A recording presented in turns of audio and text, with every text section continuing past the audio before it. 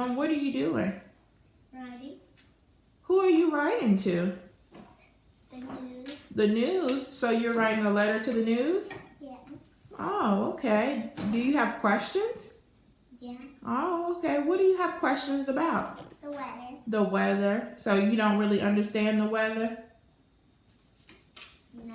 Oh, okay. Well, hopefully they'll get your letter and answer your questions.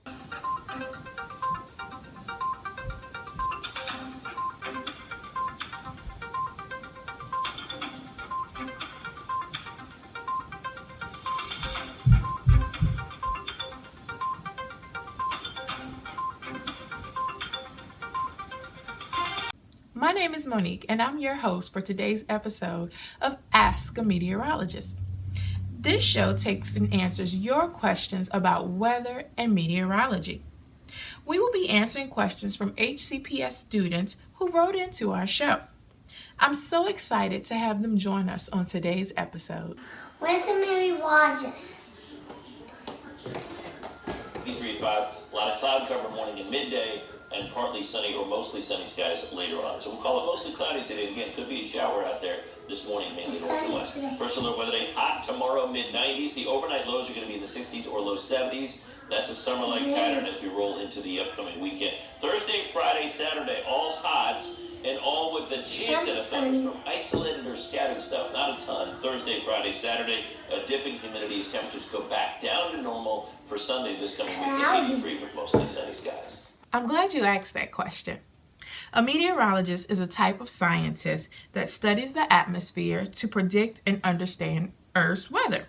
They help us to prepare for each day's temperature by letting us know what type of day to expect, such as rain, snow, or sun. Hi, junior meteorologists. I'm excited to be here today and teach you about some weather tools that meteorologists use to help them predict the weather. So the first one you might be familiar with, it's a thermometer. This would measure air temperature. It's in Celsius and Fahrenheit. And right now, it's about 82 degrees outside, so it's kind of warm today. So the first tool is a thermometer to measure air temperature. The next one you might be familiar with is a rain gauge. This one gets stuck in the ground. When it rains, you can see how much rain has occurred. This helps to know about how much rain is in the ground and when creeks and streams and rivers are going to overflow. So this was measured in inches. Okay, so second tool, rain gauge. Next one, any guesses? Twirls around. This is actually probably a new tool for you. It's called an anemometer.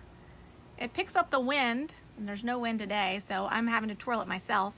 The wind goes in the cups, and based on how fast the wind's blowing is to how quickly this turns. So if it's a really, really windy day, this is gonna turn really fast. If it's not a very windy day, it might just turn really slowly. This one's colored red, so that if you were counting them, it'd be easier to count every time it went around because you'd see that turn.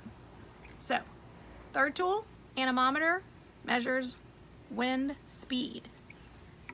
And our last one, if you can read, it's a barometer. And this one measures the air pressure. And the air pressure helps a meteorologist to know what type of weather to predict.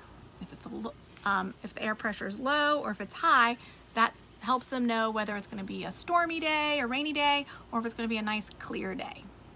I hope that helps you to know what weather tools meteorologists use.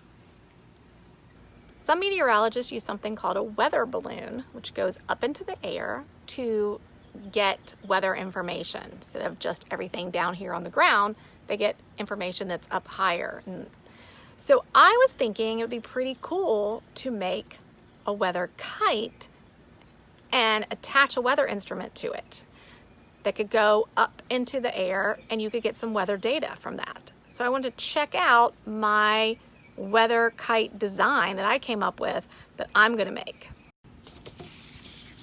So here's my weather kite design. I've got my kite made out of paper, my straws, and I've got string, and then I'm gonna attach this small thermometer to my kite and let it up in the air and get some weather data. Thank you, Sarah, for sharing such helpful information. I definitely learned something new today, and I hope our viewers did too. I wonder what type these clouds are. They're awesome and they're so cool. Oh my gosh, there's a cool Spider-Man cloud up there. There's a cool Batman cloud up there. There's a cool Crew cloud up there. There's Spider-Man up there. There's Batman up there. There's Flash up there. And I wonder what type these clouds are. They're awesome. What another great question, crew. I'm going to let another expert answer that. Cody, can you tell our viewers and crew more about clouds? Hey, all you cool cats and kittens. I'm so excited that you all are learning about clouds right now. Did you know that clouds are actually just part of the water cycle? When water evaporates into the air, the water condenses and forms clouds. There are actually many different types of clouds. Let's go learn about 4 of them. Okay, friends, our first type of cloud that I'm going to show you is our cumulus clouds. Cumulus clouds are puffy, white clouds. They often have a flat bottom and they sit really low in the sky. And you can see here that what I use to show my cumulus model is just some cotton balls. Next up is our stratus clouds. So stratus clouds tend to be the clouds that cover the whole sky. They are wide blankets of gray clouds. Often this is where you might see the fog clouds. And all I did here was I showed my model using some chalk. Next up is our cirrus clouds. Now wait, where are my cirrus clouds? Well, I'm going to just use some shaving cream.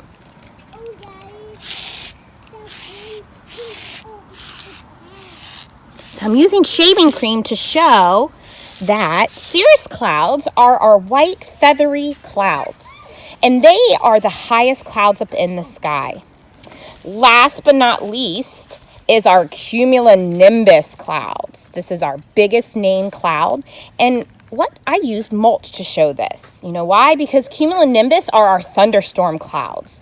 They look like mountains of very tall cumulus clouds. And I wanted to show using mulch because mulch is dark, and cumulonimbus clouds tend to be really dark thunderstorm clouds. So those are our 4 types of clouds. And you can see I use different types of material. What kind of material can you use to show your 4 different types of clouds? That's my challenge for you.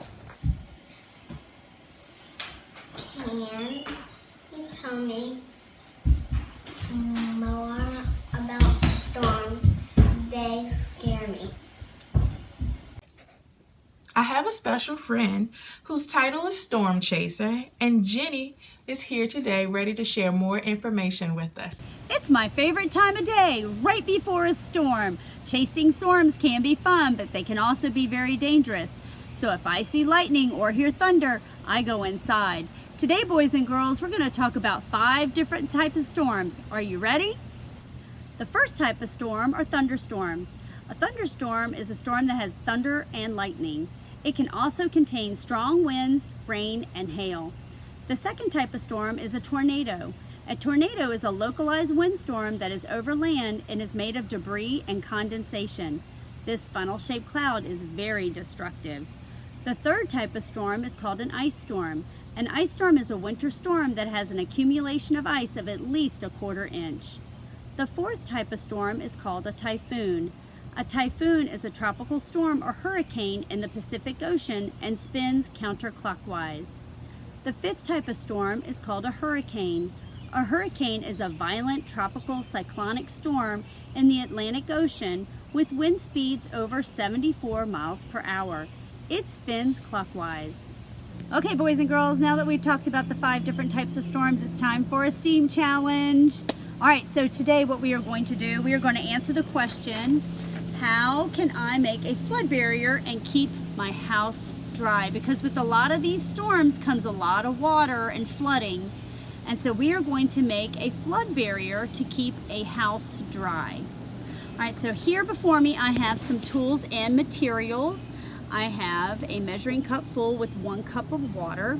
I have 2 different types of paper that I will show you what we're going to do with. I've chosen my material of cotton balls, but really you just need any type of material that's going to keep your house dry. You could use paper towels that you're going to cut up. You could use old washcloths. You could use anything that's going to keep your house dry. I have some tape. I have a pencil. I have my phone that I'm going to use for a stopwatch. I have a container. I chose a pie plate simply because that I was I was making a quiche last night, and that was in the kitchen. But you can use any type of container. You can use an aluminum pie pan. You can use any type of container, a plastic bowl. And I have measuring tape, but you can use a ruler, anything that is good that's measuring inches for today. Okay, so to start our STEAM challenge, after I've asked my question, we are going to brainstorm. So on the white piece of paper, I have 2 of those. I have taken and folded my first piece of paper in half, and I have brainstormed 2 sketches. On my first sketch, I have taken my cotton balls, and it's just a simple sketch. I don't have any words or anything written down on it, just a sketch. And I've kind of laid out my cotton balls kind of flat. And over here, I took my cotton balls and I kind of stacked them up a little bit higher, and I put my house here in the middle of my glass dish right here. And I did my brainstorm. Very simple, very easy, but it's kind of giving me, starting the creative juices flowing, okay? Then after that, what I did, the next thing we do is our design. And I take one of my sketches and I'm going to add some detail to it. So I'm going to take my other piece of paper, and here I take one of my designs. I decided to take the one where I stacked the cotton balls up, and I'm going to add all the materials and tools that I have decided to use, and I wrote those out so I knew exactly what I would be using today for my STEAM challenge. And that's how we do a design. Okay, so then after I have my design all written out, I can use that to kind of build what I'm going to do. So what I did and you can do any type of structure, but I just took a simple piece of paper and I just did the best I could. It does not have to be perfect. And I'm just going to make kind of a house. But before I seal it up with tape, I'm going to measure off 2 inches. 2 inches, because that is as high as I'm going to have my cotton balls go up. So I just take 2 inches from the bottom, and then I kind of folded my paper up, and I just put one piece of tape right there and seal it, and then I put it in the middle so that it stands, but I want it to stand this way from the bottom down. And then what I'm going to do is I'm going to look at my design, make sure that's nice and flat first, and I'm just going to stack up my cotton balls, and I'm not going to go any higher. Oops, any higher. I may need another piece of tape on that.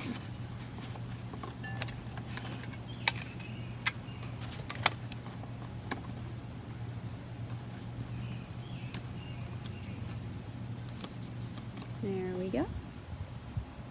And I'm just going to put my goodness. So what I'm going to do is I'm going to tape the insides a little bit more too. And you may need to do this with yours too to make it a little more sturdy and secure.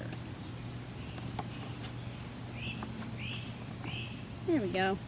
Okay, so then I'm going to stack up my cotton balls because I decided that I'm going to stack them up. But I'm not going to go any taller than my 2 inches. So I'm just going to go around and stack up according to my design. Stack up, but you're not going to have your materials touch your house. So I am making a flood barrier to keep back that water from a hurricane or a typhoon or possibly a bad thunderstorm.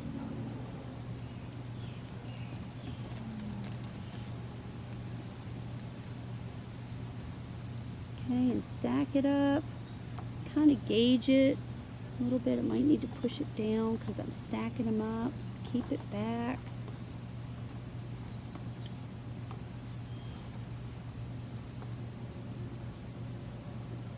Okay. All right, and then after we do that portion of it, you're going to test it. And the way we test it is you're going to take your cup of water and you're going to carefully pour it over here, and I'm going to let you test it at home. I don't want to spoil the surprise because I want you to do your test. So I'm going to I would pour it here, and I would set my timer for 10 seconds on my watch or my phone for 10 seconds, and it's just have to keep my house dry for 10 seconds. And if it does, then your challenge was successful. Now, if your challenge is successful, then you can do a couple things. You could redesign saying, okay, well, can I use less materials to keep my house dry? If your house was not successful, you can redesign saying, well, what do I need to do to make my house dry by using some sort of different material, stacking it up a little bit different, pushing it down a little bit more. What redesign process do I need to do? I can go back to my design sheet, examine it a little bit, add some more detail to my design, and then I can do the redesign process. Okay? I want you to ask yourself some questions after you do this challenge. What worked for you? What did not work for you? What would you change in your design? What would you do a little bit different next time? Then I want you to think about your HLPs. What processes did you do? Were you using communication with somebody there with you? Were you communicating with you? Were you collaborating with them? Were you using critical thinking? Were you being creative? What were you using? What HLPs? Don't forget those HLPs as we're doing STEAM challenges. I hope you had a good time today. Send some pictures to us. Use those hashtags to show us some pictures of what you're doing. I hope you had a good time today using the STEAM challenge. My name is Mrs. Reesner, and I will see you next time. Thank you all for joining me on today's episode of Ask a Meteorologist. If you found any of today's projects interesting, before trying them out, be sure to brainstorm, come up with a plan, draw it out, gather your materials using things you already have at home, create, and with your parents' permission, share what you've created with your class or on Instagram or Twitter using @Henrico Schools with the hashtag HenricoEdFlix.